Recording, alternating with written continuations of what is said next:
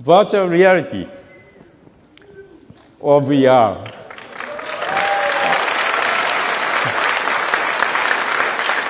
You knew this was coming, right? Hi, I'm Dave Ranyard. I'm the studio director of Sony's London studio. So at GDC we had built a great tech demo called The Deep, where you become a diver in a shark cage. You start off in some nice shallow areas, sunlight zone we call it, and then you go down to the deep and come nose to nose with a rather scary predator, or shark as we like to call it. So that's a demo that we showed. We were really excited, really pleased with the response we got at GDC. It was great to be part of the announcement of Morpheus. So I think we probably had between 800 and 1,000 people do the demo.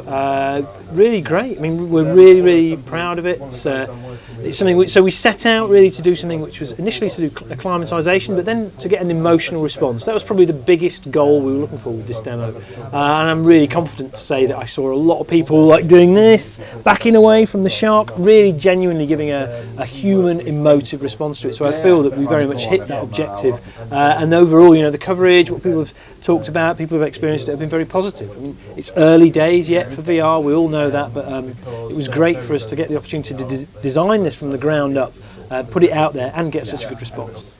So what we set out to do really was we wanted to design something from the ground up, so we wanted a port of a traditional game experience.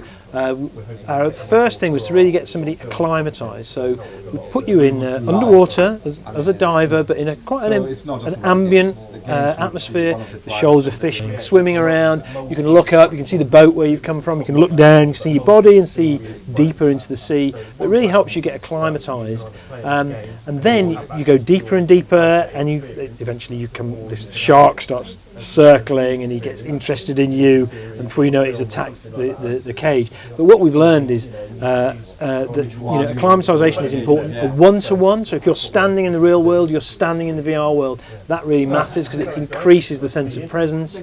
And just looking around and exploring, being in a place where you're not actually there but it feeling so real is a huge exciting opportunity, something that people really like doing.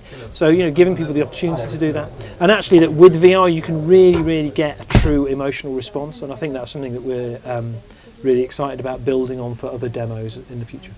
So it's interesting. So in London Studio, we've got a real history of innovation. So from things like SingStar to iToy Play to iPet, Wonderbook, a number of those are augmented reality. And it's not actually such a big leap to go from augmented reality to virtual reality. You're kind of just filling in more gaps, really. There's still a lot of tracking. There's a lot of understanding where the player is and putting things in relation to them, understanding the relationship between the player and other virtual objects. So a lot of those things have really helped us in our work with VR.